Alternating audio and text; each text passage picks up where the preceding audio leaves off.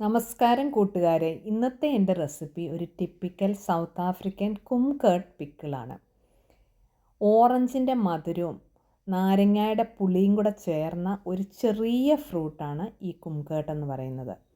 First step, ഈ കുംകേർട്ട് just ഒന്ന് ആവിയിൽ വെച്ച് ഒരാവി വന്നു കഴിയുമ്പോൾ ഒന്ന് വേവിച്ചെടുക്കുക. വേവിച്ചതിന് ശേഷം അത് ചെറുതായിട്ട് ഇതുപോലെ അരിഞ്ഞെടുക്കുക. ഇതാണ് ഫസ്റ്റ് സ്റ്റെപ്പ്. ബിരിയാണിയുടെയൊക്കെ ഒരു സൈഡ് ഡിഷാണിത്.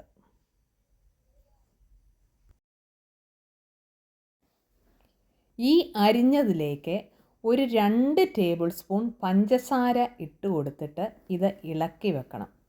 അപ്പോൾ നമ്മളുടെ കുഞ്ഞു ഷെഫ് ഇവിടെ എത്തിയിട്ടുണ്ട് എന്നെ പിക്കിളിന് സഹായിക്കാനായിട്ട്. അപ്പം പഞ്ചസാര ഇട്ട് എന്നെ സഹായിക്കുന്ന വീഡിയോ ആണ് ഇത്. ഈ പഞ്ചസാര ഇട്ടതിന് ശേഷം ഒരു 30 മിനിറ്റ് റെസ്റ്റ് ചെയ്യുക. ഈ പിക്കിള് ഈ രീതിയിലാണ് നമ്മൾ ഉണ്ടാക്കിയെടുക്കുന്നത്. അത് റെസ്റ്റ് ചെയ്യുന്ന സമയം കൊണ്ട് നമുക്ക് ബാക്കി കാര്യങ്ങൾ ചെയ്യാം. ഒരു പാത്രം ചൂടാക്കി അതിലേക്ക് 2 ടേബിൾ സ്പൂൺ സൺഫ്ലവർ ഓയിലാണ് ഒഴിക്കുന്നത്. ഇവിടെ ഇവർ നല്ലെണ്ണ ചേർത്ത് അങ്ങനെ പിക്കിൾ ഉണ്ടാക്കാറില്ല. ഒരു 1/2 ടീസ്പൂൺ കടുകും 1 തണ്ട് കറിവേപ്പിലയും കൂടെ ഇട്ട് കൊടുക്കുക.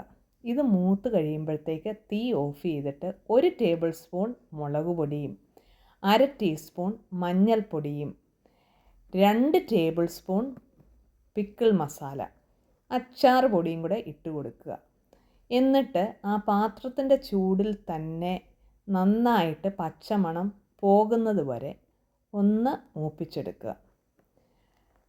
സാധാരണയായിട്ട് ഞാൻ പിക്കിൾ ഫ്രിഡ്ജിൽ സൂക്ഷിക്കുന്നത് കൊണ്ട് വളരെ ചെറിയ എമൗണ്ടിലെ ഓയിൽ ചേർക്കാറുള്ളൂ. ഇനി ചെറുതായിട്ടൊന്ന് പാത്രം ചൂടാക്കുക. അതിലേക്ക് ഈ പഞ്ചസാര ഇട്ട് വെച്ചിരിക്കുന്ന കുംകേർട്ട് ചേർത്ത് കൊടുക്കുക. ഒരു ചെറിയ തീയിൽ വീണ്ടും ഒരു 10 മിനിറ്റ് ഈ മസാലയൊക്കെ പിടിക്കുന്നത് വരെ നന്നായിട്ടൊന്ന് ഇളക്കിയെടുക്കാം. ഇത് വീണ്ടും അടച്ചു വെച്ച് വേവിക്കത്തില്ല. ഇതിന് പറയുന്നത് സ്വീറ്റ് ആൻഡ് സവർ കുംകേർട്ട് പിക്കിൾ എന്നാണ്. ബിരിയാണിയുടെ എക്സലൻ്റ് ഒരു സൈഡ് ഡിഷാണ് ഈ കുംകേർട്ട് പിക്കിൾ. ഇതിലേക്ക് ഇനിയും ചേർക്കുന്നത് ആവശ്യത്തിന് ഉപ്പാണ്. 1/2 ടീസ്പൂണോളം ഉപ്പാണ് ഞാൻ ചേർത്തിരിക്കുന്നത്.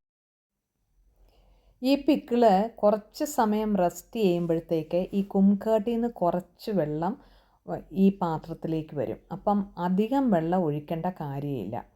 1 ടീസ്പൂൺ ചുക്കും വെളുത്തുള്ളിയും കൂടെ ഉണങ്ങി പൊടിച്ച പൗഡറാണ് ചേർത്തിരിക്കുന്നത്. അതും കൂടെ ഒന്ന് ചേർത്ത് ഇളക്കുക. കൂടാതെ ഒരു 2 ടേബിൾ സ്പൂൺ വിനാഗിരിയും 4 ടേബിൾ സ്പൂൺ തിളപ്പിച്ചാറിച്ച വെള്ളവും കൂടെ ഒഴിച്ചു കൊടുക്കുക. അപ്പോൾ ഒരു പെരണ്ട പരുവത്തിലേക്ക് വരും. ഒരു ദിവസം റെസ്റ്റ് ചെയ്യുമ്പോഴത്തേക്ക് കൂടുതൽ വെള്ളം ഇതിൽ നിന്ന് വരും. ഈ ചെറിയ റെസിപ്പി നിങ്ങൾക്ക് ഇഷ്ടമായെങ്കിൽ ഒരു ലൈക്ക് തരാൻ മറക്കരുതേ കൂട്ടുകാരെ. ആദ്യമായിട്ട് കാണുന്നവർ ഒന്ന് സബ്സ്ക്രൈബ് ചെയ്ത് സപ്പോർട്ട് ചെയ്യുക. Thanks for watching. Signing off, Shaina Thomas.